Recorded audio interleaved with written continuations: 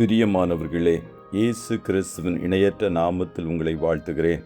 இந்த மன்னா டுடே என்ற டெய்லி பாட்காஸ்டை கேட்கிற உங்கள் ஒவ்வொருவரையும் கர்த்தர் தாமே ஆசீர்வதிப்பாராக. 1 நாளாகமம் 15வது அதிகாரம் 27வது வசனம் இப்படியாய் கூறுகிறது: தாவீதும் பெட்டியை சுமக்கிற சகல லேவியரும் பாடகரின் வேலையை விசாரிக்கிற தலைவனாகிய கனானியாவும் மெல்லிய புடவையான சால்வைகளை தரித்திருந்தார்கள். தாவீது சணல்நூல் ஏபோத்தை தரித்திருந்தான் என்பதாக. பட்டாடையைப் போல மெல்லிய ஆடை, ஃபைன் லினன் லைக் சில்க் என்ற தலைப்பின் கீழ் இன்றைய மன்னாவை தியானிக்கப் போகிறோம். வேதாகமத்தில் சில ஆடைகளை குறித்து எழுதப்பட்டிருக்கிறது.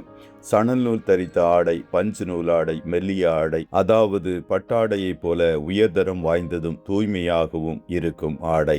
பட்டு புடவையையோ பட்டு வேஷ்டியோ பொதுவாக பண்டிகை நாளிலும் திருமணம் போன்ற வைபவ நாளிலும் சந்தோஷத்தை வெளிப்படுத்தவும் மகிழ்ச்சியை வெளிப்படுத்தவும் உடுத்துவார்கள்.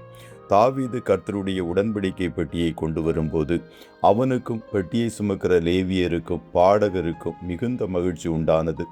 அந்த மகிழ்ச்சியை வெளிப்படுத்தும் வண்ணமாக அவர்கள் மெல்லிய ஆடையை தரித்திருந்தார்கள்.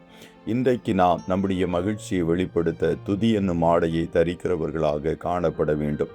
துதியின் ஆடை அணிந்து துயரமெல்லாம் மறந்து துதித்து மகிழ்ந்திருப்போம் என்று அழகாக தந்தை அவர்கள் பாடியிருப்பார்கள்.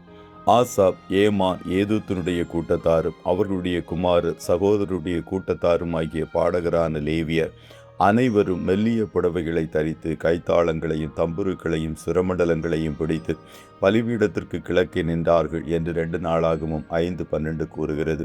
மோசேயின் நாட்களிலும் இஸ்ரவேல் புத்திரர் எகிப்திலிருந்து புறப்பட்ட பின் கர்த்தர் ஓரேபிலே அவர்களோடு உடன்படிக்கை பண்ணின போதும் மகிழ்ச்சியை வெளிப்படுத்தும் வண்ணமாக அவர்கள் மெல்லிய ஆடையை தரித்திருந்தார்கள். மாத்திரமல்ல, ஆட்டுக்குட்டியானவரின் மணநாளிலே மணவாட்டி சபையாகிய நமக்கும் கொடுக்க போகும் ஆடை மெல்லிய ஆடை என்று வசனம் கூறுகிறது. வெளிப்படுத்தல் 19:8 கூறுகிறது: சுத்தமும் பிரகாசமுமான மெல்லிய வஸ்திரம் தரித்து கொள்ளும்படி அவளுக்கு அளிக்கப்பட்டது. அந்த மெல்லிய வஸ்திரம் பரிசுத்தவான்களுடைய நீதிகளை. எதிர்காலத்தில் நமக்கும் வழங்கப்படும் மெல்லிய ஆடைக்கான அர்த்தம் நீதி என்பதாய் காணப்படுகிறது. மணவாளன் கொடுக்க இருக்கும் மெல்லிய ஆடையை பெற்றுக்கொள்ள ஆயத்தமாக இருங்கள். கர்த்தர் தாமே உங்கள் ஒவ்வொருவரையும் ஆசீர்வதிப்பாராக. ஜெபம் செய்வோமா? நல்ல தகப்பனே, உம்மை நன்றியோடு துதிக்கிறோம்.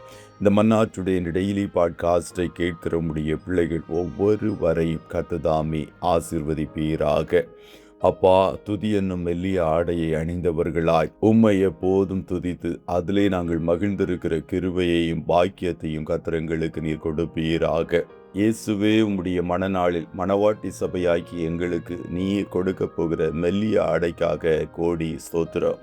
எங்கள் வஸ்திரங்களை நாங்கள் கரைப்படுத்தாதபடிக்கு வாழ்வதற்குரிய கிருபைகளை இந்த பூமியில் கர்த்தர் எங்களுக்கு நீர் தந்தருளுவீராக. இன்றைய தினம் உம்முடைய பிள்ளைகள் கையிடுகிற வேலைகளை ஆசீர்வதியும், போக்கிலும் வரத்திலும் உடனரும் காரிய சித்தியை கட்டளையிடும் பரிசுத்தமான ஒரு வாழ்வு வாழ்வதற்கு ஒவ்வொருவருக்கும் உதவி செய்வீராக. ஆட்டுக்குட்டியானவருடைய இரத்தத்தின் பாதுகாப்பிற்குள்ளாய் ஒவ்வொருவரையும் கொடுத்து இயேசுவின் நாமத்தில் வாழ்த்தி ஜெபிக்கிறோம் நல்ல பிதாவே. ஆமென், ஆமென்.